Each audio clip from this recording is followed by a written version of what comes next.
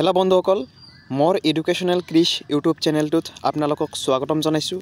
এই ভিডিঅ'টো যিকোনো পৰীক্ষা যেনে SSC, ADRE, grade 4, grade 3, Assam police, DHS আদি সকলো পৰীক্ষাৰ বাবে অতি গুৰুত্বপূৰ্ণ। তো বলক বন্ধুসকল, ভিডিঅ'টো আৰম্ভ কৰা যাওক। তো প্ৰথম প্ৰশ্নটোলৈ আগবাঢ়ো আমি। তো প্ৰথম প্ৰশ্নটোত কি কৈছে, গুমৰাং নৃত্য কাৰ সৈতে জড়িত? তো বলক বন্ধুসকল চাওক, গুমৰাং নৃত্যটো কাৰ সৈতে জড়িত? মিচিং। গুমৰাং নৃত্য কাৰ সৈতে জড়িত? মিচিং। দ্বিতীয় প্ৰশ্নটো আৰম্ভ কৰোঁ। দ্বিতীয় প্ৰশ্নটো হৈছে প্ৰথম অসমীয়া আধুনিক নাট কোনখন? তো চাওক বন্ধুসকল, প্ৰথম আধুনিক নাট কোনখন? প্ৰথম আধুনিক নাট হৈছে ৰাম নৱমী। ঠিক আছে। তো বলক তৃতীয় প্ৰশ্নটোলৈ। তৃতীয় প্ৰশ্নটো হৈছে ভাৰতৰ প্ৰথম ভাইচৰয় কোন? আপোনালোকে প্ৰশ্নবোৰৰ উত্তৰ দিবলৈ চেষ্টা কৰিব। তো ভাৰতৰ প্ৰথম ভাইচৰয় হ'ল lord Canning. Answer D, lord Canning. ঠিক আছে, লৰ্ড কেনিং। 4 নম্বৰ কুৱেশ্যনটো হ'ল কোনজন ব্যক্তি মহেঞ্জোদাৰো নগৰখন আৱিষ্কাৰ কৰিছিল? তো আপোনালোকে এনচাৰ দিব চেষ্টা কৰিব। তো কোনজন ব্যক্তিয়ে মহেঞ্জোদাৰো নগৰখন আৱিষ্কাৰ কৰিছিল? সেইজন হৈছে doctor R.D. Banerjee. Option B, R.D. Banerjee. ঠিক আছে। 5 নম্বৰ প্ৰশ্ন, বিন্দুসাৰ কাৰ পুত্ৰ আছিল?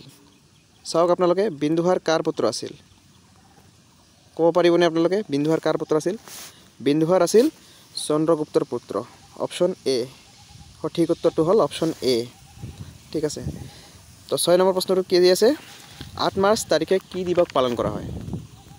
তো 8 মাৰ্চ তাৰিখে কি দিৱস পালন কৰা হয়? আপোনালোকে নিশ্চয় জানে, 8 মাৰ্চ তাৰিখে আন্তঃৰাষ্ট্ৰীয় নাৰী দিৱস পালন কৰা হয়। আন্তঃৰাষ্ট্ৰীয় নাৰী দিৱস।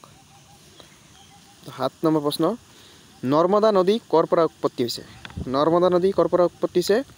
নৰ্মদা নদী উৎপত্তি হৈছে অমৰকণ্টকৰ পৰা। আৰু নৰ্মদা নদী হ'ল 5 নম্বৰ আটাইতকৈ দীঘল নদী। পাঁচতম আটাইতকৈ দীঘল নদী। তো চাওক, নেক্সট কুৱেশ্যনটো হ'ল 8 নম্বৰ, চিল্কা হ্ৰদ ক'ত অৱস্থিত? চিল্কা হ্ৰদ ক'ত অৱস্থিত? চিল্কা হ্ৰদ অৱস্থিত উৰিষ্যাত। অপশ্যন এ, সঠিক উত্তৰ option A, Orissa. 9 number question, ভাৰতৰ আটাইতকৈ দীঘল নদী কোনখন? তো ভাৰতৰ আটাইতকৈ দীঘল নদী হ'ল গংগা। আৰু দ্বিতীয়তম হ'ল কি হ'ব? গোদাবৰী। আৰু তাৰপিছত গংগাৰ দৈৰ্ঘ্য কিমান? আপোনালোকক কুৱেশ্যনত আহিব পাৰে যে গংগাৰ দৈৰ্ঘ্য কিমান? গংগাৰ দৈৰ্ঘ্য হ'ল 2525 কিলোমিটাৰ। ঠিক আছে। তো এই ব্ৰহ্মপুত্ৰ কি? ব্ৰহ্মপুত্ৰ হ'ল আটাইতকৈ বহল বেছি থকা নদী, আৰু গংগা হ'ল দীঘল বেছি থকা নদী আটাইতকৈ।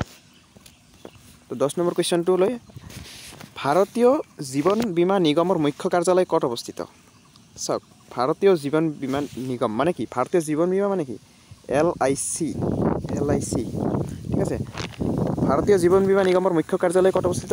এইটো অৱস্থিত মুম্বাই। Option B. ঠিক আছে। তো বন্ধুসকল, আজিৰ ভিডিঅ'টি মই ইমানতেই শেষ কৰিলোঁ। আপোনালোকে যদি মোৰ ভিডিঅ'টো চাই ভাল পায় তেনেহ'লে লাইক, কমেণ্ট, শ্বেয়াৰ কৰিব। মই আগন্তুক এনেকুৱা ভিডিঅ' লৈ আহিবলৈ চেষ্টা কৰিম। তো এয়াই, ধন্যবাদ।